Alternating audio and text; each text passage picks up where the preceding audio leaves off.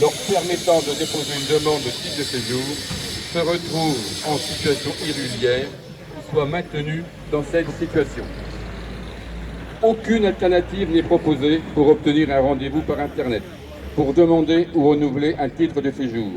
Les créneaux sont totalement saturés, parfois depuis des années.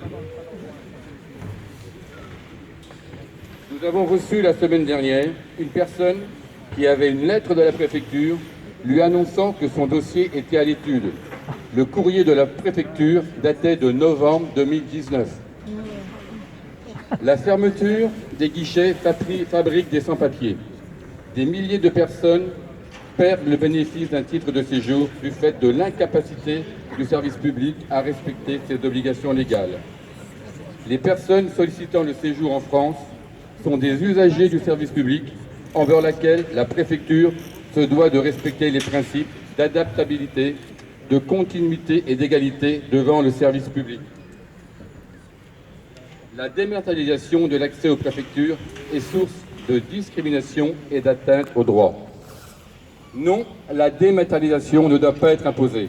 C'est pourquoi toutes et tous ici, nous demandons l'accès physique aux guichets des préfectures pour que les droits de toutes et de tous soient respectés. Merci.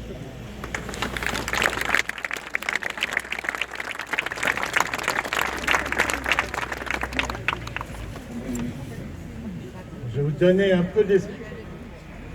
peu d'espoir maintenant. Ça vient d'Evry, préfecture d'Evry. Donc ils ont obtenu le fait que les rendez-vous en ligne soient terminés. Donc il n'y a plus de rendez-vous en ligne, plus besoin de rester sur l'ordinateur des nuits, comme tu disais et tout.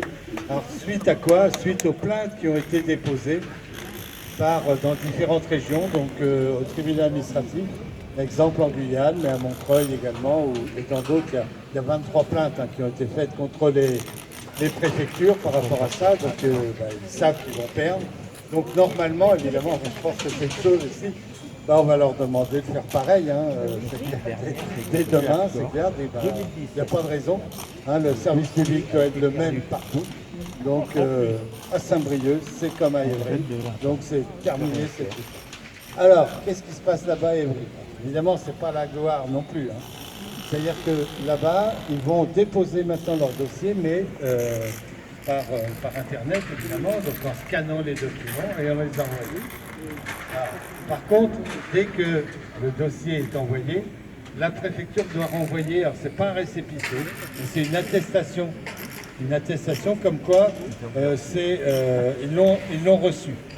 Et il doit y avoir dans les 2 mois un rendez-vous. Ils sont engagés là-dessus. Imaginez ça, aujourd'hui, on attend 2 ans ou des choses comme ça. Là, on arriverait à des choses. Alors bon, évidemment, c'est pas encore en application. Et là, ça a dû commencer à Évry le 15 novembre. Donc on n'a pas encore de retour, évidemment, par rapport à ça. Mais voilà, je pense que c'est une perspective quand même qui est intéressante. Bon, il nous reste quand même à revendiquer que dès qu'il y a une attestation reçue, on doit donner aux gens le droit de travailler pour qu'ils puissent vivre dignement. Ça peut être ça aussi. Et on voudrait aussi que ce soit un véritable récépissé, pas simplement un bout de papier. Mais disons qu'il y a de l'espoir. C'est cet espoir, je pense qu'il faut qu'on aille communiquer demain auprès de Madame Obara, qui est la responsable secrétaire générale de la préfecture.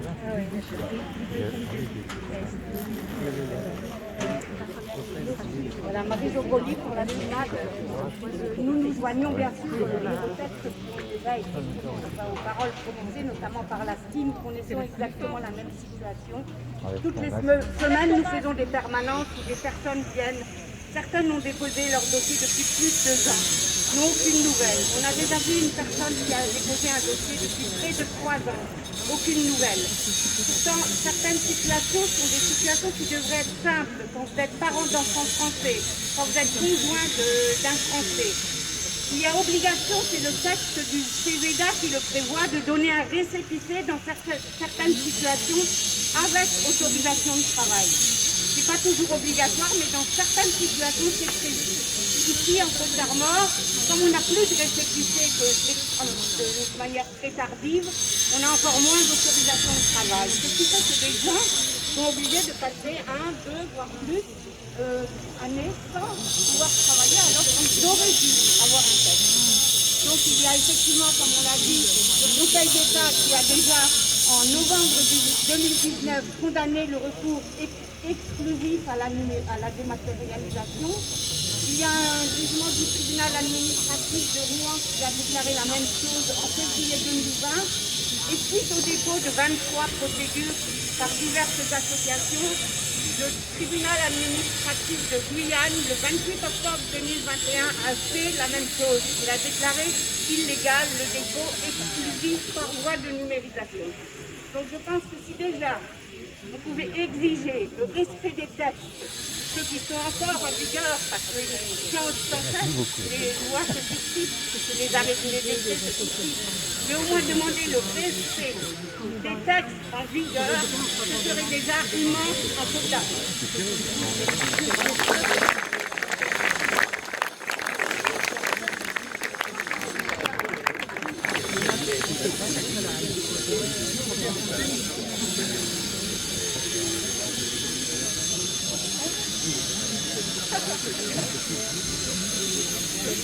Donc au niveau de CAJMA 22, on est également solidaire bien sûr de ce mouvement. Notre particularité est d'accompagner des jeunes mineurs non accompagnés exclus du dispositif de l'ASE. Et notre première action sur le plan juridique, c'est d'essayer de faire reconnaître leur minorité.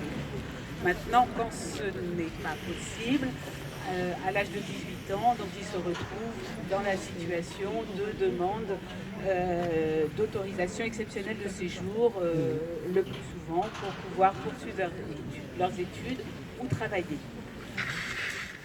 Notre situation nous a permis de rencontrer le préfet, et ça c'est peut-être un espoir pour ceux qui vont le rencontrer demain, c'est qu'on a rencontré le préfet au mois de janvier, et depuis on peut dire qu'on a eu quand même une certaine écoute et un dispositif plus rapide pour les jeunes, pour ces autorisations exceptionnelles de séjour, qui permet à un certain nombre d'entre eux de rentrer sur le milieu du travail. Maintenant, ces jeunes deviennent adultes, certains sont déjà dans les renouvellements et se retrouvent dans la même situation que ceux que vous accompagnez. Nous sommes solidaires du personnel de la préfecture qui fait son maximum pour essayer de répondre aux demandes et dont les emplois peuvent aussi être menacés par cette dématérialisation excessive comme dans d'autres services publics. Et puis nous sommes bien sûr solidaires les autres associations avec qui nous collaborons de façon très régulière et notamment dans le projet de Vénélie, puisque nous avons 6 jeunes qui sont logés avec des familles qui sont en attente de ces rendez-vous. Je ne rajouterai pas grand-chose, simplement je voulais dire que CAJMA 22, ça veut dire collectif d'accueil des jeunes migrants et leurs accompagnants en Côte d'Armor. Et donc on accueille des jeunes sur le bassin de Saint-Brieuc et parfois même un peu plus loin, et on collabore avec d'autres associations comme l'Escale ou bien Grec sur les Côtes d'Armor. Voilà,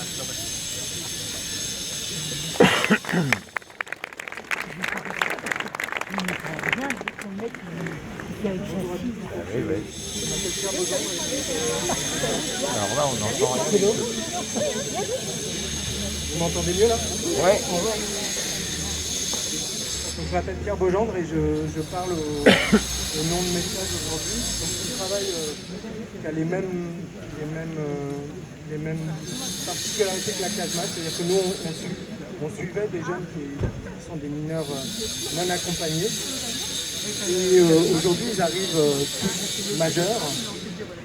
Ils ont tous reçu, grâce au mouvement qui a été entamé en janvier dernier, des titres de séjour, sauf que là, tous dans des circuits d'insertion professionnelle, ils se retrouvent à demander un renouvellement. Et ce renouvellement n'arrive pas.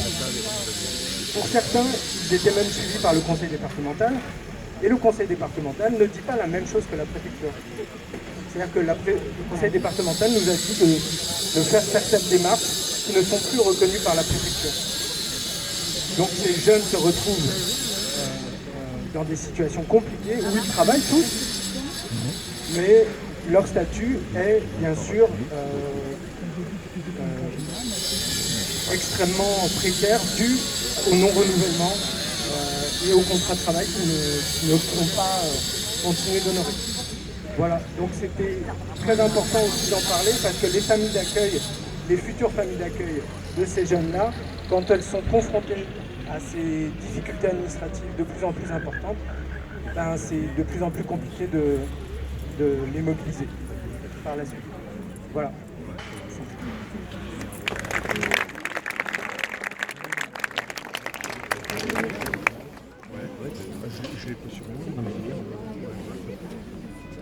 Juste pour dire que contrairement à Cajma, nous on n'est pas reçus par le préfet.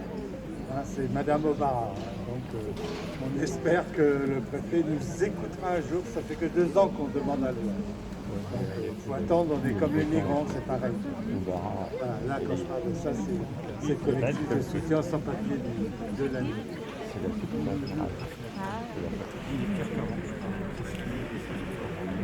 Oui, bonjour, du coup moi c'est Mayouen, je fais partie du collectif de Kengret. Très brièvement, Kengret c'est un collectif de soutien aux migrants. Donc on s'occupe plus particulièrement nous aussi de jeunes mineurs mais aussi jeunes majeurs et quelques-uns qui sont un peu plus âgés. Voilà, on est plus sur le secteur entre on va dire Belle-Île-en-Terre, secteur dans les terres autour de Guingamp on va dire. Voilà. Et on a quelques jeunes qui ont certes un titre de séjour ou en tout cas un récépissé, d'autres, notamment 2, donc Issoufou et Zagan, qui ont déposé une demande de rendez-vous à la préfecture pour un depuis le mois de février de l'année dernière, de cette année, enfin presque depuis 8 mois ou 9 mois. Et l'autre depuis le mois de mai, et on est toujours sans aucune réponse, sachant que pour l'un, il y avait une promesse d'embauche pour un apprentissage, sachant que c'était pour septembre, bien sûr que le patron voulait le prendre. On espère que ça fonctionnera quand même quand on aura un rendez-vous pour lui, et qu'il pourra quand même entamer son apprentissage. Pour le deuxième, il y avait des pistes aussi, mais sachant trop quoi répondre au patron, ils se sont tournés parfois vers d'autres, ou alors on fait une croix tout court pour un apprenti pour cette année. C'est vraiment ça, un des gros problèmes, c'est qu'en fait, un gros problème, il y en a plein, mais en tout cas, c'est que nos demandes de rendez-vous, bien souvent, déjà l'année dernière, on a eu les mêmes problèmes. C'est qu'ils arrivent en mois de janvier, au mois de février ou au mois de novembre ou décembre. Et sauf que pour les jeunes qui commencent un apprentissage, c'est rare qu'ils commencent au mois de mai ou au mois de janvier même. Même si soi-disant c'est possible, mais c'est quand même beaucoup plus compliqué. Donc voilà, et on a un autre jeune qui lui a un récépissé depuis déjà 5 fois, donc depuis 1 an et demi. On nous a dit que sa carte partait en fabrication, mais depuis 2 mois, on n'a aucune nouvelle. On sait que le préfet doit prendre une décision et on n'a aucune nouvelle. On est inquiet, alors qu'il est en apprentissage en couverture et qu'il est soutenu notamment par son équipe de foot de Plonévé-Moidec, voilà, mais par le maire, par pas mal de gens de Plonévé, parce que c'est quelqu'un qui est bien intégré et aucune nouvelle pour lui non plus. Donc voilà. On en a d'autres, on a d'autres problèmes aussi, mais les demandes de renouvellement de carte de séjour, j'ai pas réussi à le faire.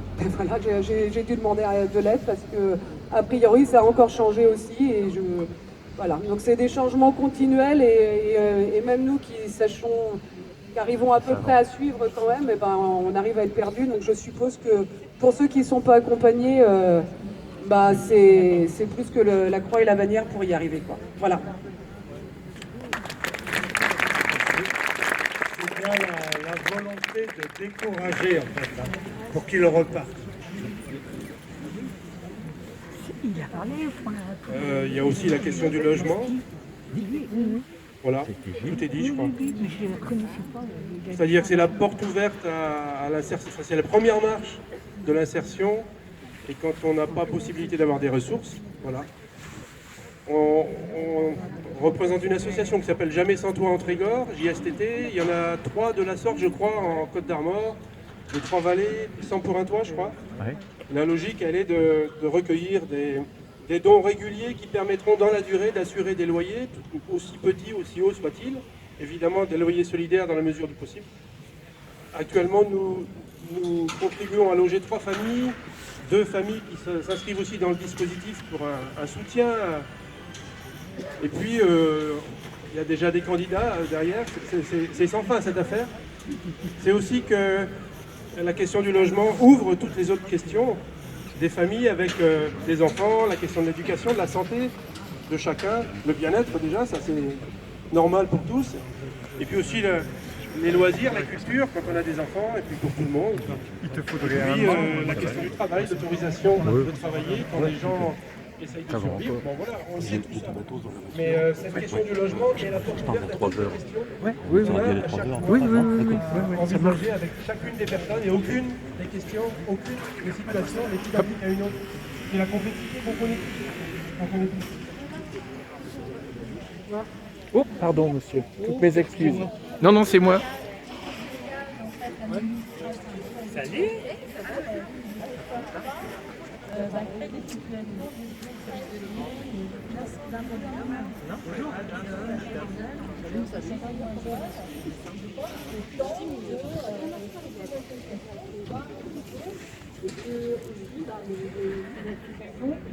soient aidés dans leur travail d'humain auprès d'autres humains.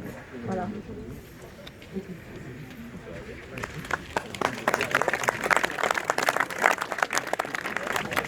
Bonjour, je ne travaille pas dans une association d'aide aux migrants ou aux émigrés. Je suis venu à titre individuel pour dire que je suis très inquiet de la colère qui monte et du désespoir qui monte chez beaucoup de personnes, qu'il s'agisse de Français ou d'étrangers, parce qu'ils n'ont pas accès à la préfecture.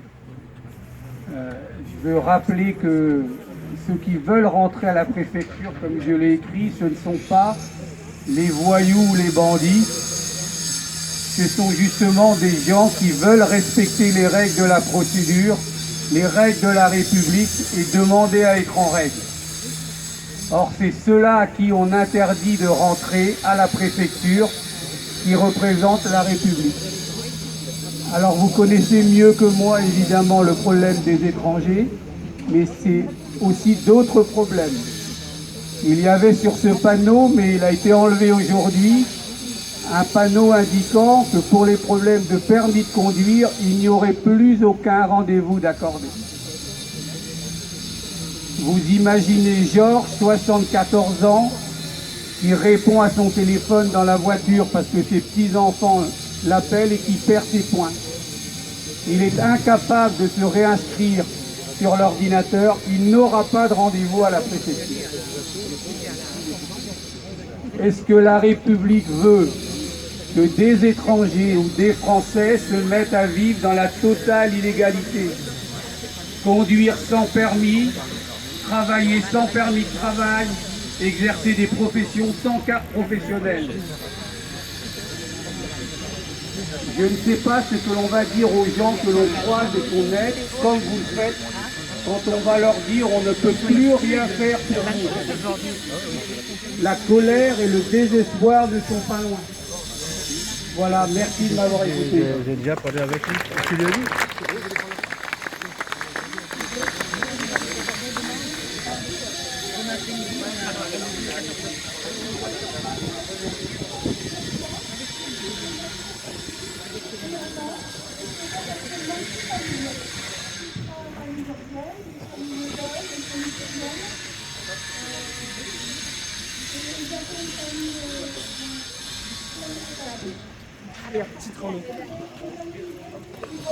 Pourquoi avoir dépensé d'argent pour... Et maintenant, la seule solution pour être régularisée pour ces familles, c'est d'attendre une période de 5 ans, dont 3 ans de scolarisation des enfants, pour faire pour prétendre à faire une demande de régularisation. Et ce sont toutes les familles où il y a 2 ou 3 enfants qui sont scolarisés, qui demandent qu'une chose, à s'intégrer dans la société française. Sauf que certains travaillent, c'est pas légal effectivement, certains travaillent, mais la plupart ne travaillent pas parce qu'ils sont marginalisés. Pendant le moment de confinement, c'était même impossible d'avoir des cours de français. Donc ce sont des familles qui vivent quelquefois un peu isolées. Heureusement que dans notre association, nous mettons à disposition 2 référents par famille pour les aider dans les démarches quotidiennes, dans les soucis quotidiens. Voilà. Et nous fonctionnons essentiellement sur la base de dons privés. Nous avons déjà demandé des subventions à des personnes privées, mais l'an prochain, dès cette année, on va demander des subventions également au Conseil général ou à l'AGLO. On verra ce que sera ici. Voilà. Je vous remercie.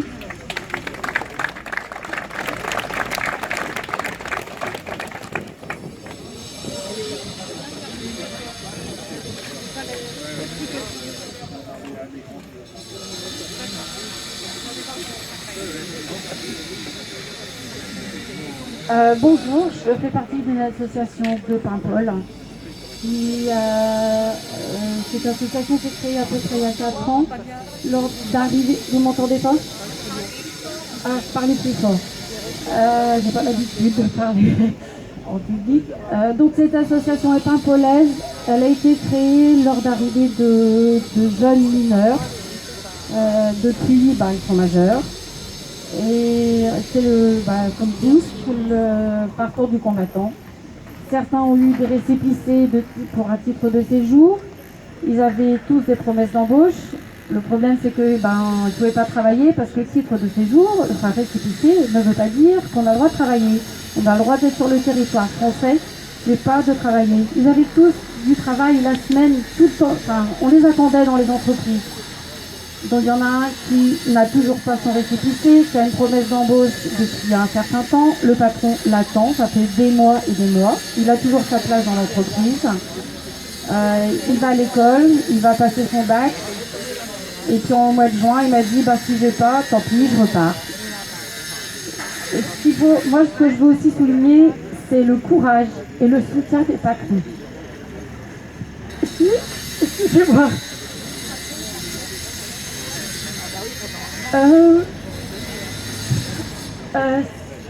Les patrons, ils les attendent. Ils ont tous du travail. Ils sont intégrés. Les patrons nous disent, mais nous, on ne trouve personne pour travailler. En restauration, dans le bâtiment, qu'est-ce qu'on va faire si ces jeunes ne sont pas là? Voilà, qu'est-ce qu'on va faire? Parce que le titre de séjour, ça permet, ça ouvre une porte. Et puis, ça fait des mois et des mois qu'on téléphone, on se connecte à minuit pour avoir un rendez-vous. Ça ne fonctionne pas. Donc voilà, c'est juste ça. Merci.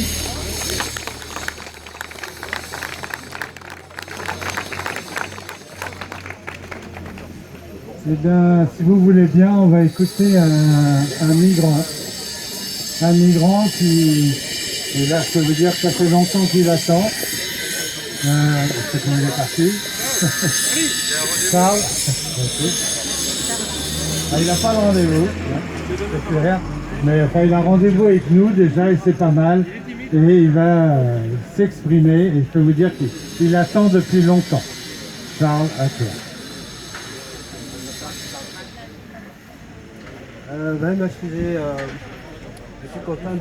Je suis content de prendre la parole. Moi c'est Charles, ici Salon. Cela fait 5 ans, officiellement le 1er décembre 2016, je suis arrivé en France. J'ai même déposé une demande d'asile le 1er décembre 2016. Malheureusement, la demande a été rejetée par OFRA et CNDA. Par la suite, j'ai fait une démarche pour obtenir du travail, pouvoir travailler, parce que j'aime travailler, je veux être libre, indépendant. J'ai rencontré un employeur dans le bâtiment qui a accepté de me prendre. Il m'a inscrit pour faire une formation. Il a fait presque toutes les démarches ensuite pour obtenir un rendez-vous à la préfecture. Mais sauf que en vain, il n'a pas pu avoir le rendez-vous. Il a même écrit à la sous-préfecture de Lannion pour obtenir un rendez-vous. Il n'a pas pu. Et il a tout fait. Et aujourd'hui, je suis toujours dans la merde. Je ne sais pas comment faire. Et avec celui qui m'a accueilli ici, le prêtre, j'ai fait même l'objet d'une adoption simple parce qu'aujourd'hui, je le considère comme mon père adoptif parce qu'il m'a beaucoup soutenu et il me considère comme son fils. L'adoption a été prononcée, tout est fait. Et mais jusqu'à aujourd'hui, j'ai du mal à avoir le rendez-vous à la préfecture pour être régularisé. Là, je ne sais vraiment pas comment faire. Et bon, je suis toujours en attente, j'attends. J'espère j'aurai une suite favorable. Mais bon, c'est tout ce que j'ai à dire.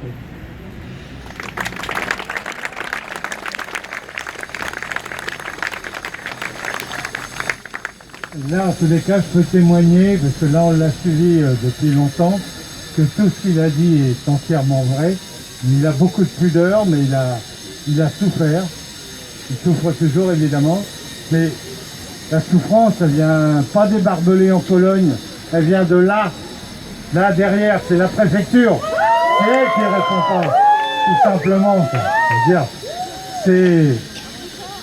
c'est facile après d'aller dire, montrer les problèmes en Angleterre, les problèmes je ne sais où et tout, en Méditerranée et tout. Mais c'est ici aussi qu'on est complice de ces difficultés et de cette misère qu'on est en train de créer. Voilà.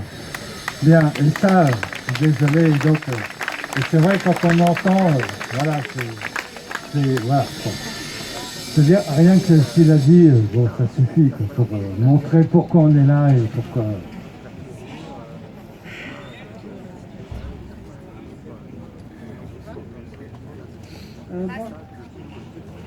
Bonjour, je suis Brigitte Prisa de la CIMAD. Voilà, je ne sais pas si tout le monde a fini de parler de la dématérialisation. Il y avait encore des prises de parole sur la dématérialisation. Parce que je voudrais aborder un sujet, conséquence ou cause, on ne sait plus très bien où on en est, sur lequel je voudrais attirer vraiment votre attention, puisque vous êtes tous là, qui s'appelle, en papier, c'est contre l'ouverture d'un LRA. LRA, c'est un local de rétention administrative, c'est-à-dire l'équivalent du centre de rétention administrative qui est à Saint-Jacques-de-la-Lande, mais ici, à Saint-Brieuc. Pourquoi ? Le préfet des Côtes-d'Armor a décidé d'ouvrir un local de rétention administrative dans un hôtel à Saint-Brieuc. Pourquoi ? Pour priver de liberté des personnes étrangères avant leur expulsion du territoire français. Si ce dispositif est légal, nous le dénonçons fermement. Un local de rétention est inutile à Saint-Brieuc, alors qu'un centre de rétention administrative existe à 100 km à Rennes, avec des moyens d'y respecter les droits des étrangers enfermés. Il s'agit d'enfermer des personnes déjà connues et contrôlées par l'administration à l'hôtel pour leur confort, nous ont-ils dit. Il s'agit en réalité de ménager le confort de l'administration qui n'aura pas à organiser des escortes. Cette mesure de privation de liberté, tout à fait disproportionnée, ne se justifie pas au regard de la loi. Le service des étrangers de la préfecture nous a demandé, au groupe local de la CIMAD, d'informer et d'aider les étrangers placés dans ce local pour qu'ils puissent bénéficier d'un accès à leurs droits. Nous ne comprenons pas l'utilité de créer ce lieu de privation de liberté à Saint-Brieuc et n'acceptons pas ce dispositif de coercition supplémentaire. Pourquoi mettre des moyens supplémentaires pour expulser, alors que le service des étrangers de la préfecture des Côtes-d'Armor a déjà du mal à traiter dans les délais réglementaires, comme vous venez de le dire tous, les demandes qui lui sont adressées dans des délais décents, conformes à la réglementation.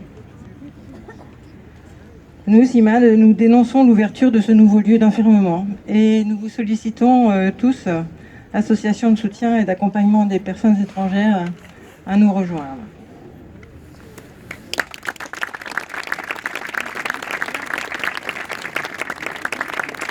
Là, je réponds déjà pour la coordination Bretagne-Normandie. Nous, on est contre tous les centres, les CRA d'habitude. Donc, évidemment, on fera tout possible pour empêcher, évidemment, qu'il y en ait un ici dans le coin. Ça me paraît évident. Déjà que Saint-Jacques, c'est un scandale, ce qui se passe là-bas. Parce que c'est de la prison qui ne dit pas son nom, mais avec un respect de l'hygiène et de tout ça qui n'existe pas, quoi. Je veux dire, c'est lamentable.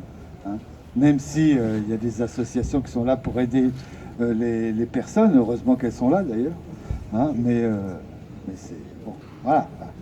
Mais ça, c'est la position. Là, je m'exprime au nom de la coordination sur ce point-là, mais c'est tout. Bien. Sinon, autre phénomène aussi que la préfecture fait beaucoup en ce moment, c'est les expulsions de logements. Là, nous, on a trois familles, pardon, qui sont menacées sur Lannion, là, et c'est très récent.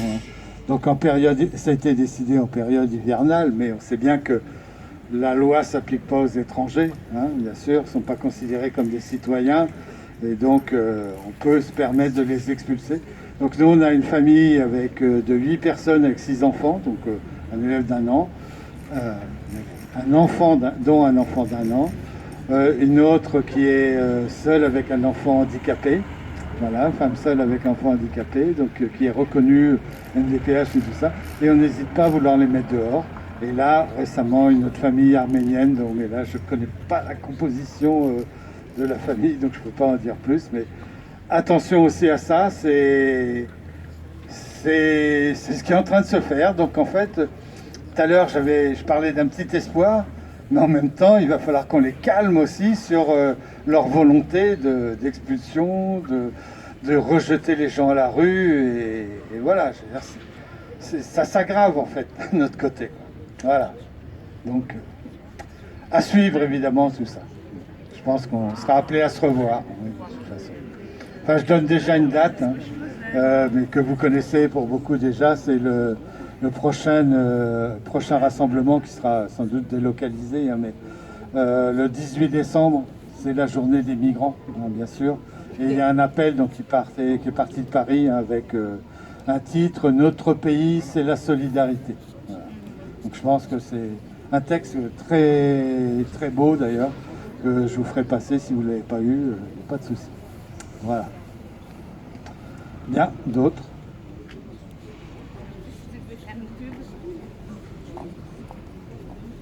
J'en profite pour faire une petite publicité.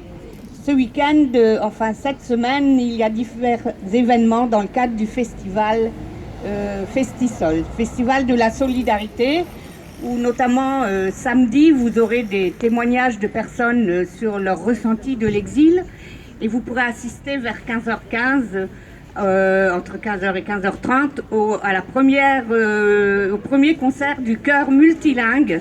C'est un chœur donc qui est fait avec des Arméniens, Géorgiens, du Burkina Faso, Congolais, Tunisie et France, et qui vont chanter plusieurs petites chansons dans toutes les langues. Voilà, c'est un bel exemple de faire avec, qui fait que lorsqu'on pratique, on oublie qu'on a affaire à des personnes d'origine étrangère. On fait quelque chose ensemble et ça marche très bien.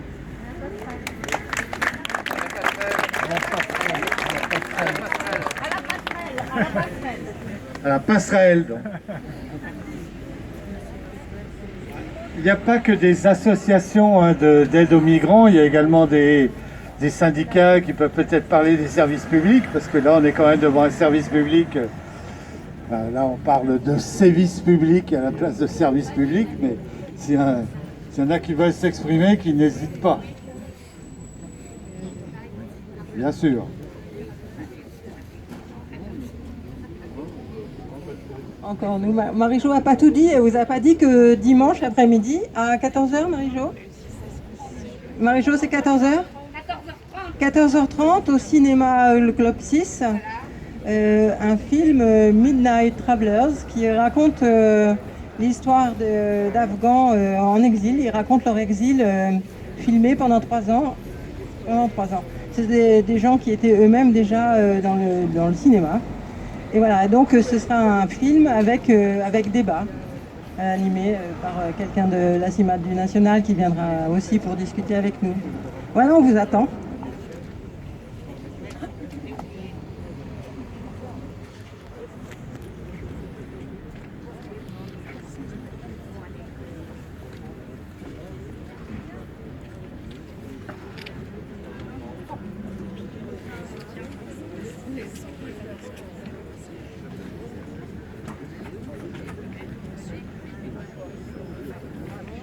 J'ai juste une dernière petite chose à dire, c'est juste pour rebondir avec ce qu'a dit la dernière personne que je trouve magnifique. En fait, depuis des années, là, avec Mescache, depuis 3 ans, on fait plein d'événements, plein d'événements dans le Trégor, donc dans le Haut-Trégor, avec des gens étrangers, des gens des Trégorois, des gens qui viennent d'ailleurs, parce qu'il y a beaucoup de gens sur la côte qui viennent d'ailleurs. Et c'est des événements festifs, c'est des événements joyeux, c'est des événements où on vit ensemble tous, sans oublier nos différences, mais en les mélangeant, d'où Mescache. Ça veut dire mélange en breton, Mescache. Et ça, c'est magnifique. Je voulais le dire. Voilà, c'est tout. Vivons tous ensemble.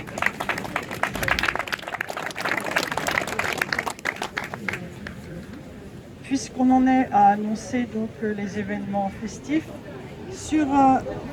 on n'entend pas... Ah ouais, je vais garder le masque. Sur l'Ogivie, c'est près de Paimpol. Le 27, samedi 27, il y a un concert organisé par SOS Méditerranée. Et nous, le collectif de Paimpol, on leur prête la main. Voilà. Donc, à partir de 17h, il y aura une présentation des associations diverses qui sont autour des personnes exilées. Et puis ensuite, il va y avoir donc, de la musique. Donc c'est de 17h à 23h, à l'Ogivie de la Mer. Voilà, merci. Ah oui, il y a une conférence évidemment par SOS Méditerranée avant, voilà, à 17h. Bonjour, je sors un peu du culturel pour revenir un petit peu à des choses quelquefois difficiles. Je parle au nom de Kajma 22. Je vous demande, si vous n'êtes pas trop loin, de regarder cette belle affiche qui nous a été faite bénévolement pour Kajma 22, qui dit à quel point c'est difficile, on parlait de logement tout à l'heure, c'est difficile d'être dehors. Je la trouve personnellement très belle et même émouvante. C'est juste pour vous dire que accueillir un jeune chez soi, c'est pas si compliqué que ça. C'est même quelquefois plein de surprises, de bonnes surprises. Et voilà, nous on cherche tout le temps des familles d'accueil. On a eu jusqu'à, en tout depuis qu'on existe 4 ans, on a eu à peu près 200 familles qui ont accueilli des jeunes. Toutes ne renouvellent pas, donc on n'en a pas 200 en permanence, parce que certaines se fatiguent, certaines vieillissent, certaines passent à autre chose. Mais on a une 60aine actuellement de jeunes accueillis, quelquefois par plusieurs familles pour chaque jeune. Donc moi, ce que je veux vous dire, c'est parlez-en autour de vous, vos réseaux, chacun a un réseau, chacun a du monde, et puis vous nous appelez. Et moi, je suis chargée de la commission hébergement sur Kajma 22, et moi je parle avec les familles pour expliquer ce que c'est de manière très simple, hein, un coup de fil, ça suffit. J'explique, je raconte des expériences et voilà, c'est pas plus difficile que ça. Donc vous pouvez appeler ou mettre un message sur la messagerie contact@kajma22.fr et on vous répond dans les 2-3 jours maximum. Voilà, bonne journée, merci de m'avoir écouté.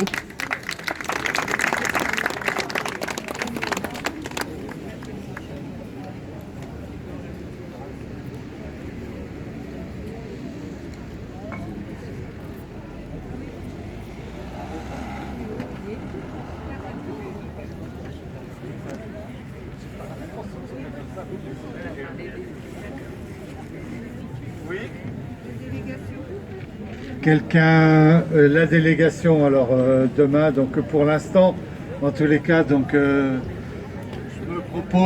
me propose d'y aller, évidemment. D'abord, il n'y a que mon nom qui est arrivé là-bas, parce que j'avais déposé la demande en mon nom, donc c'est pour ça. Je propose évidemment qu'il y ait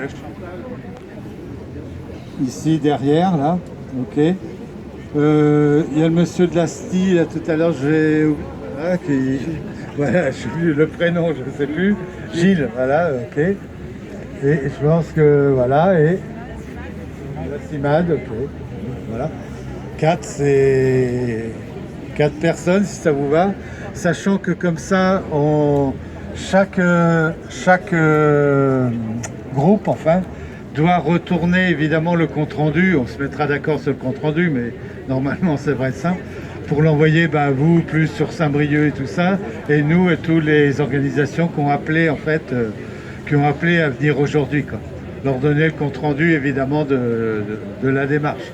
Je ne sais pas ce que vous en pensez, mais oui, ça me paraît une démarche logique, quoi.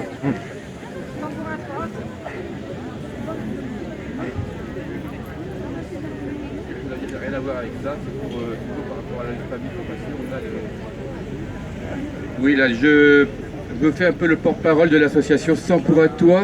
Ils ont le financement pour un appartement et ne trouvent pas de logement. Si vous connaissez quelqu'un qui a un local, un logement à louer pour une famille de 4 personnes, un petit logement, donc les fonds sont réunis, il manque simplement maintenant le logement. Donc autour de vous, essayez de voir si vous trouvez un bailleur privé qui peut donc louer à une association donc un logement. L'argent est là, ça sera payé, il y a des garanties, hein. On s'engage pour plusieurs semaines, plusieurs mois à payer donc le loyer. Et ça marche. Où ça? Sur Saint-Brieuc.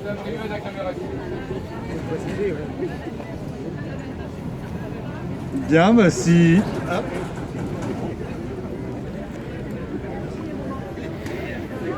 Bonjour, je suis de la France Insoumise pour le canton de Tréguier et je voulais vous parler des panneaux d'affichage libre. Vous êtes certainement plusieurs confrontés à ce problème de l'affichage libre qui est une obligation des communes.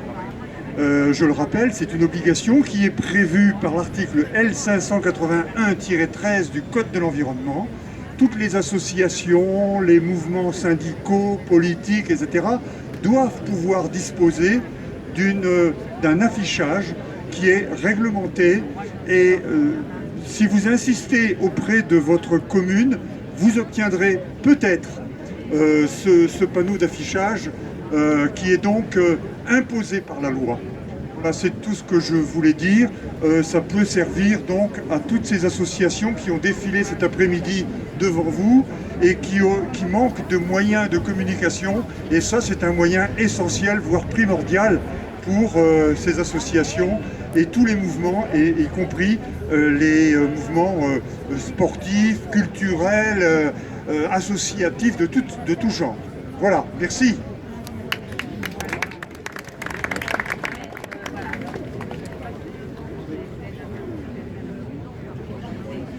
Bien, si plus personne, on va clore. Oui, juste un mot à propos des administrations. Là, je voudrais parler pour le droit à l'enseignement. Vous savez que normalement, hein, les jeunes doivent être scolarisés, peuvent être scolarisés. Cependant, il peut y avoir des difficultés.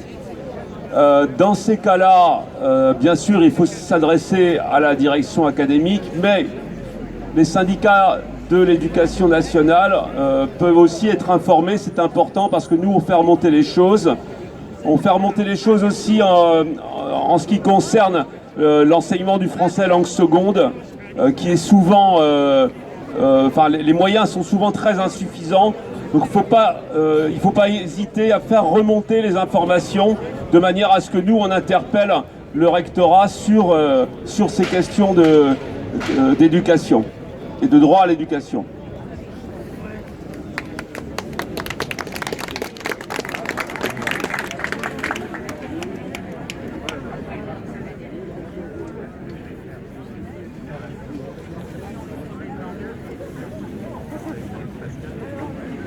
Bien, je pense qu'on va clore ce petit rassemblement. Merci d'être venu, en tous les cas, d'avoir répondu à cet appel interrégional. Je pense que ça fait du bien de voir que toutes les assos sont présentes et que vont dans le même sens en plus. Et ça, c'est important évidemment pour qu'on puisse réussir à obtenir ces satisfactions. Voilà, bien. Je rappelle le prochain rendez-vous, en tous les cas, niveau migrants, ça sera le 18 décembre. Alors, ça sera sans doute ici à Saint-Brieuc, mais également, en tous les cas, on peut dire qu'il y aura déjà quelque chose aussi à Lannion, et peut-être à Paimpol, et peut-être ailleurs, dans d'autres endroits. Voilà, sur le thème « Notre pays et la solidarité ». Voilà. Bien, merci pour tout. Ok, et puis à bientôt. Et on rend compte évidemment de la rencontre, c'est pas terrible, mais bon, de la rencontre avec le préfet, Madame Obara demain. Alors, je dis pas que vous l'aurez demain soir, mais ça viendra. Hein. Ok, pas de problème. Mais dès qu'il y a des bonnes nouvelles, par contre, on les aura immédiatement, on vous les transfère immédiatement. Si demain on apprend qu'il n'y a plus de rendez-vous électronique, évidemment on vous le dit tout de suite.